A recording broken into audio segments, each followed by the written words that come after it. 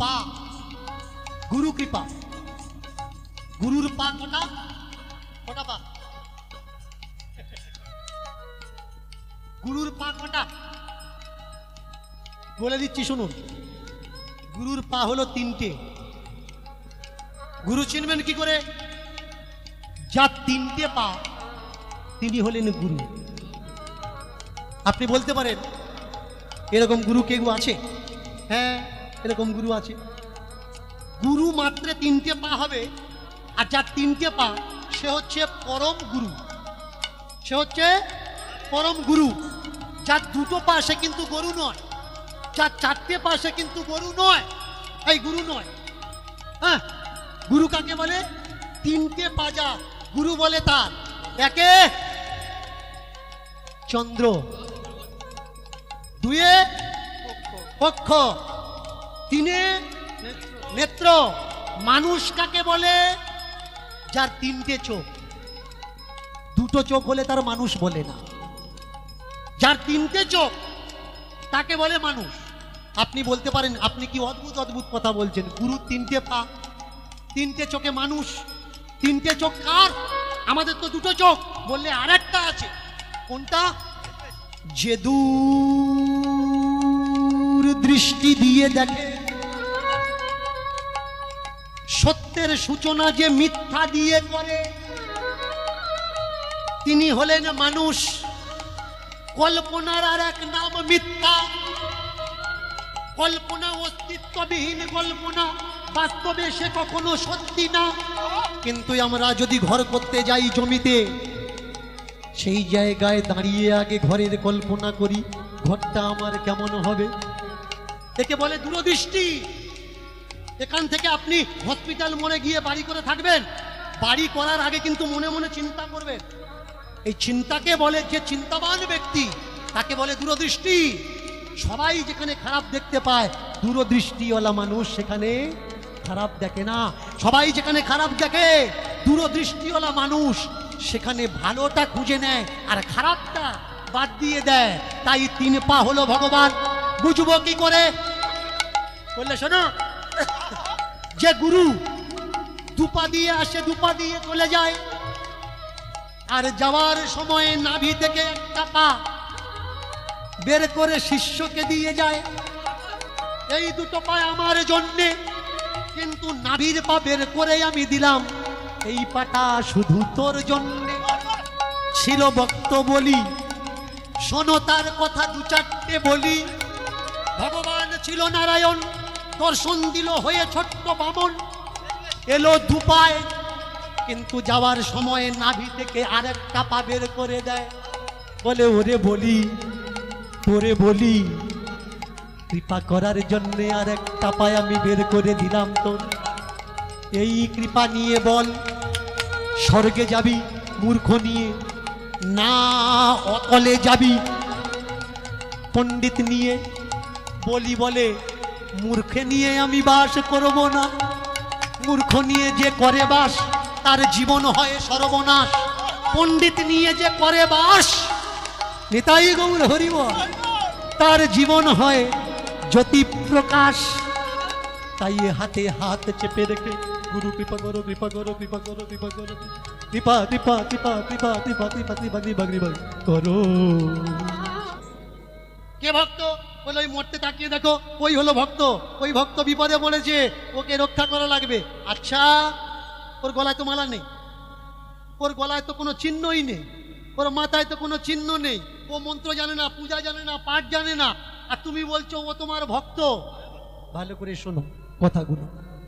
মন্ত্র নিলে, মালা তিলক নিলে যেমন ভক্ত হয়, ও তো দেখা যায়। কিন্তু কিছু ভক্ত পৃথিবীতে আছে যাদের দেখা যায় না, যাদের বাইরে মালা নেই কিন্তু ভিতরে মালা। আজকের এই যে প্রোগ্রামের আয়োজন যে করেছে, কখনো চেক করে দেখবেন এদের গলায় কটা মালা।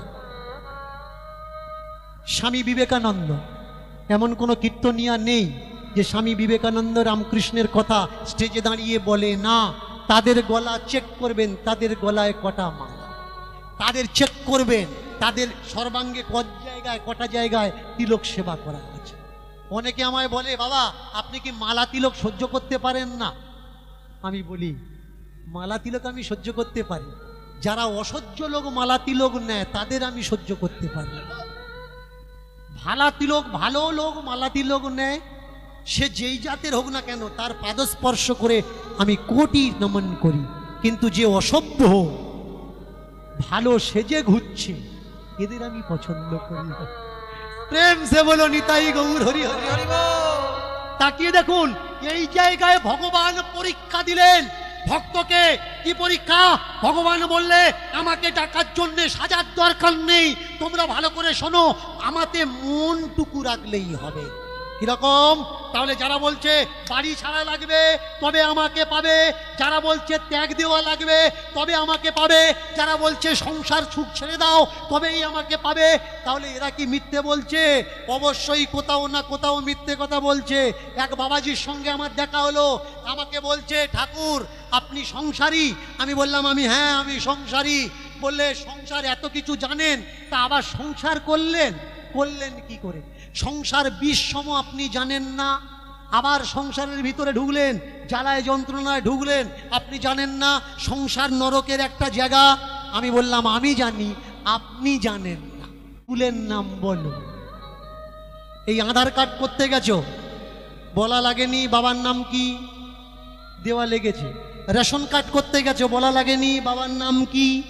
তাই এই জায়গা থেকে বাবা ত্যাগ দিয়ে ওই জায়গায় যখন যাবে, আর সে যখন জিজ্ঞাসা করবে বাবার নাম কি, তুমি বলবে বাবা মাছ মাংস খায় বলে ত্যাগ দিয়েছি, ওই বাবা দরকার নেই, আমার তোমার মতো বাবা দরকার। বুঝে দেখো চক্রান্তটা কেমন। চক্রান্ত কি? যে বলছে মাছ মাংস খায়, হরি ভজে না, ওই বাবা মাকে ত্যাগ দাও, ঠিক আছে ওই ছেলেটা তুমি তোমার কাছে নিলে, কিন্তু ওর রক্তটা তো মাছ মাংস দিয়ে তৈরি, ওর হাড়টা তো চামড়াটা তো মাছ মাংস দিয়ে তৈরি, কারণ ওর বাম্মা মাছ মাংস খেত। তাহলে তুমি ওই মালটা নিয়ে তোমার আশ্রমে রেখেছো, ওর গায়ে থেকে যে মাছ মাংসের রক্ত সেগুলো বের করবে কি করে? আগে সাফ করো ভাই, ও মাংসটা মাছ মাংস খাওয়া মাংস। তুমি আগে বলো এই দেখ, যেমন মাছ মাংস খাওয়া বাবা মা ত্যাগ দিয়েছি, তেমনি মাছ মাংস খাওয়া বাবা মার থেকে মাংস পেয়েছিস, মাংসগুলো ফেলে দে, হাড্ডি গুড্ডিগুলো ফেলে দে, চামড়াটা ফেলে দে, যেটা বাকি থাকবে মানে শাকাহারি সেইটা আমি নেব। কই এবেলা তো বলো না, কেন বলো না? প্রয়োজন। কি প্রয়োজন? এই জায়গায় বিচারের প্রয়োজন।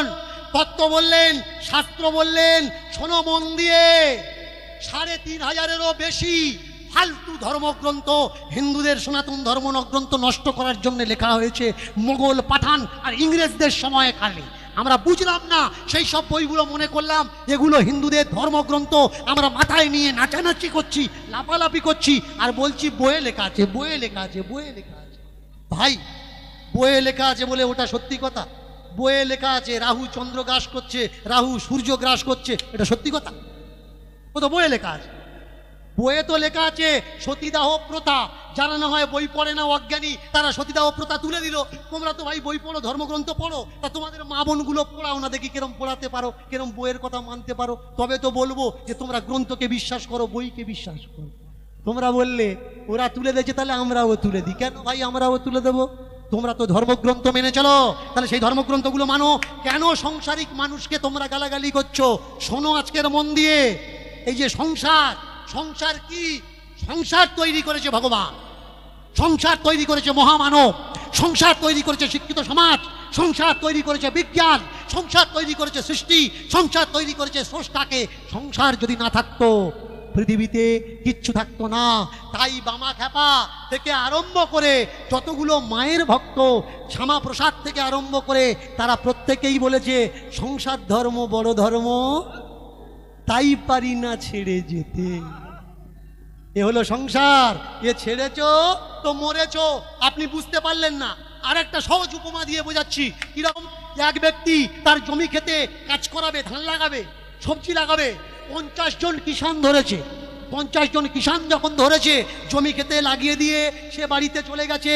সন্ধ্যের সময় আসবে, কে কি কাজ করেছে, কতটা কাজ হয়েছে দেখার জন্যে।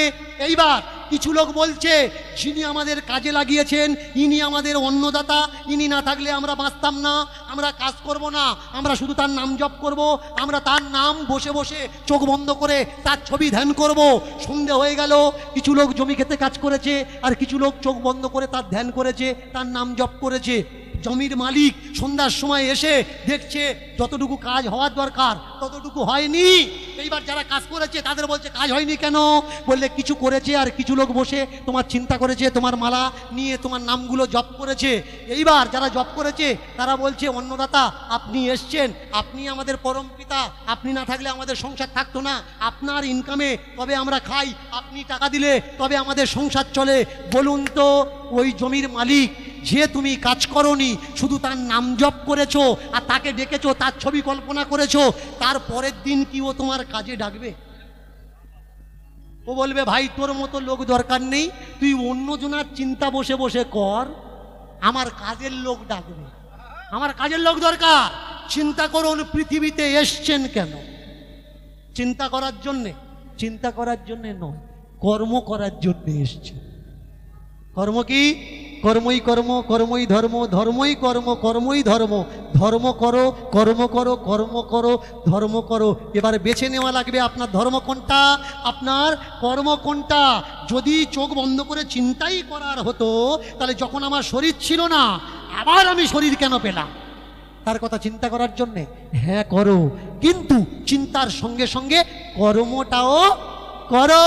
প্রেম সে বলো নিতাই গৌর হরি হরি বল। তাই বসে বসে গুরু নাম জপ করছে, গুরু নাম জপ করছে, আর ওদিক থেকে কেঁপে উঠল বৈকুণ্ঠের মহারানী। সে বলে উঠল প্রভু কাঁপছে কেন? কেন কাঁপছে? বলে ভক্ত বিপদে পড়েছে। এ ভক্ত? বলে হ্যাঁ ভক্ত। ভক্তের কখনো সাজ লাগে না। রুই দাস, রবি দাস, সূর্য দাস, তাকিয়ে দেখো এদের কখনো সাজ লাগে না।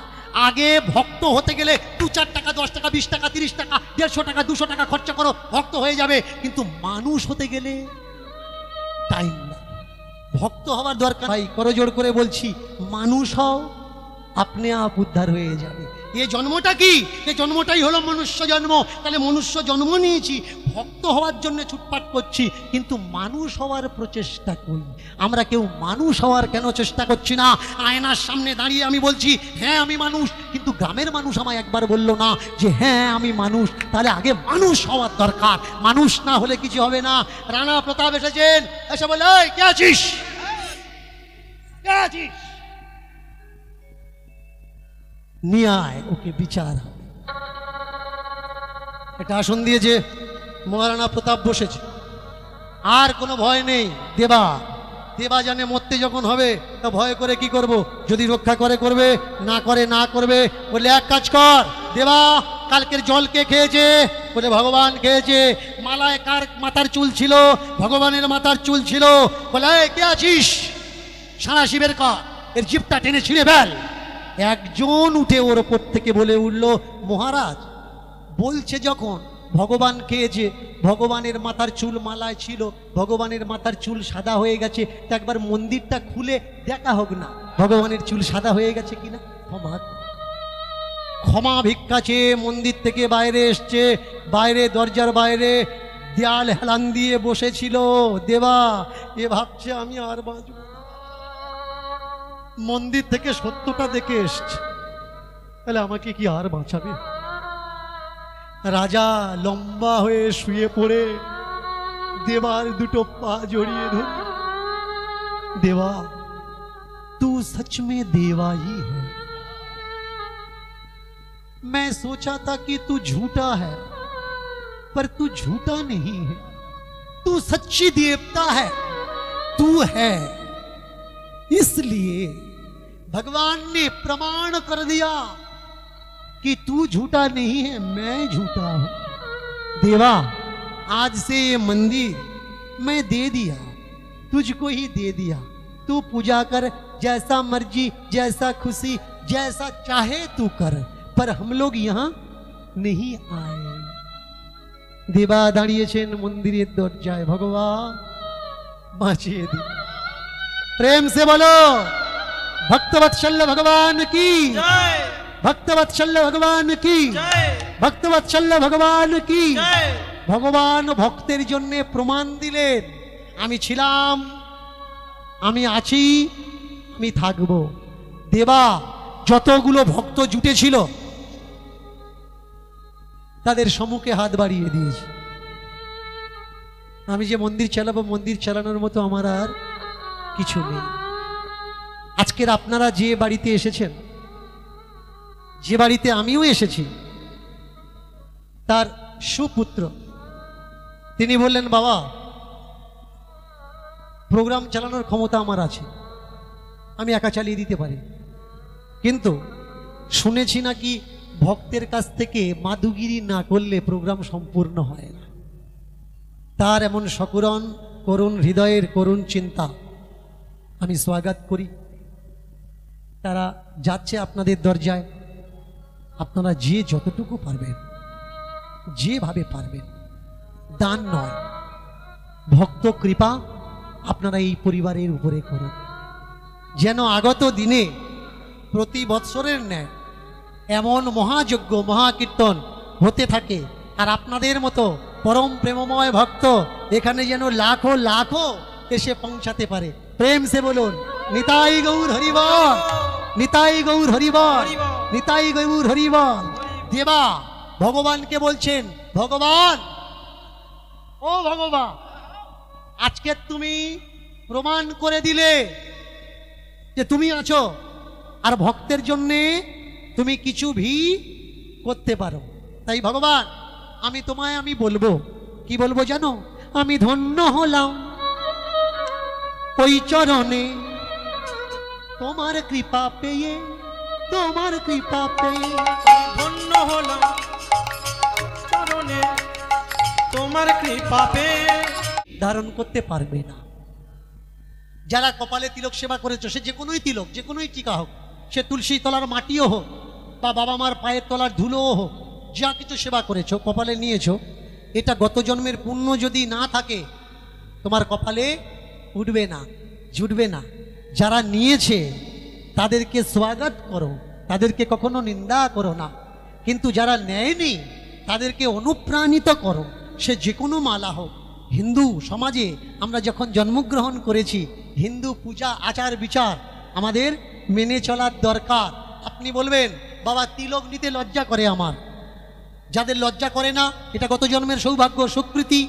আপনি বলবেন বাবা আমার লজ্জা করে, আমি কি করব? গঙ্গার জলে স্নান করবে, স্নান করার সময় গঙ্গার জল নিয়ে নিজের তিলক করে নিন, কেউ জানলো না, আপনি জানলেন, আপনি কপালে তিলক সেবা দিয়েছেন। কিচ্ছু যদি না পারেন মনে মনে চিন্তা করবেন যে আপনি তিলক সেবা করছেন। তিলক কপালে অবশ্যই হওয়ার দরকার, গলায় কণ্ঠি অবশ্যই হওয়ার দরকার। কেন হওয়ার দরকার? কারণ আপনি যদি কোনো অন্যায় করতে যান, এই তিলক কণ্ঠি আপনার এলাক পোশাক আপনাকে মনে করিয়ে দেবে যে তুই অন্যায়ের জন্যে জন্মগ্রহণ করিসনি। তাকিয়ে দেখ তোর পোশাকের দিকে, তুই তো একজন বৈষ্ণব, তুই তো একজন সাধু, তুই তো একজন শাক্ত, তুই তো একজন গণপাত্য, তুই তো একজন শৈব। আর পাঁচজন অন্যায় করুক, তুই কেন করবি? সেই আহ্বানটা স্বীকার করে নাও। আর পোশাক আশা আনে, এই জগতে বিষ্ণু বিনা আর কেহ নাই, এই তুমি আমি আমরা সবাই বিষ্ণুর অংশ।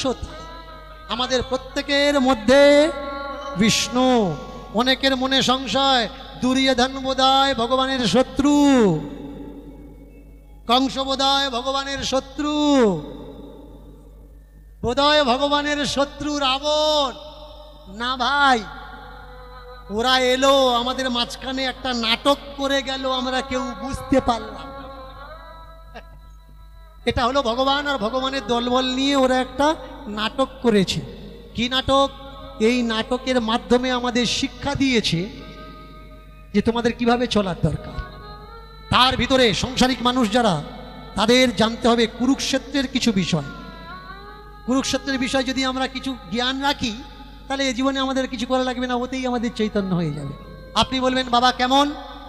কুরুক্ষেত্র, এই জায়গার নাম কি? কুরু। আস্তে আস্তে আস্তে বাচ্চাটাকে বসিয়ে দাও। কুরু ক্ষেত্র। কুরু মানে একজন রাজার নাম, ক্ষেত্র মানে এরিয়া।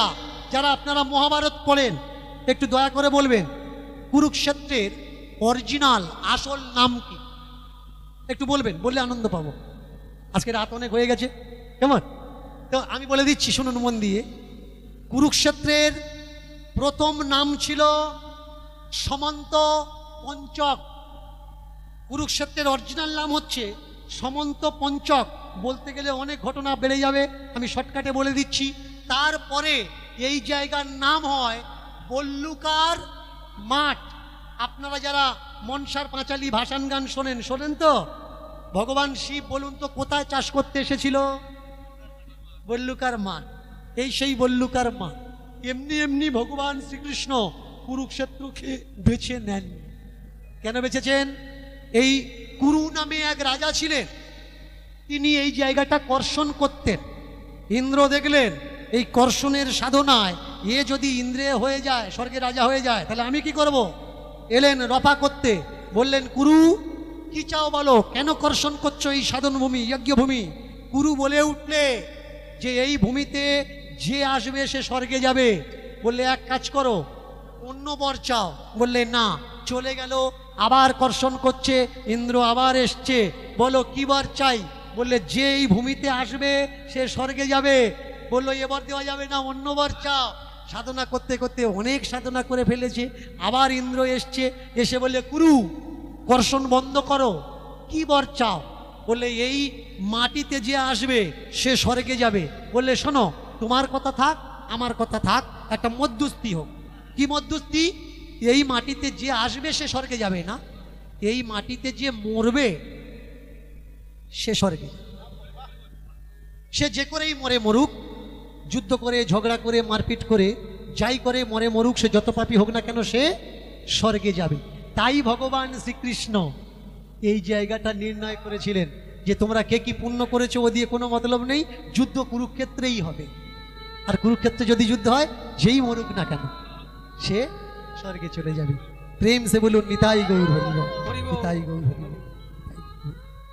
যার ইষ্ট যার কাছে নেই তার জন্মটা বৃথা, বেকার। তাই প্রত্যেকের ইষ্ট প্রত্যেকের কাছে। সকলার উপরে বড় ইষ্ট হলো পিতামাতা। পিতামাতার উপরে বড় ইষ্ট নেই।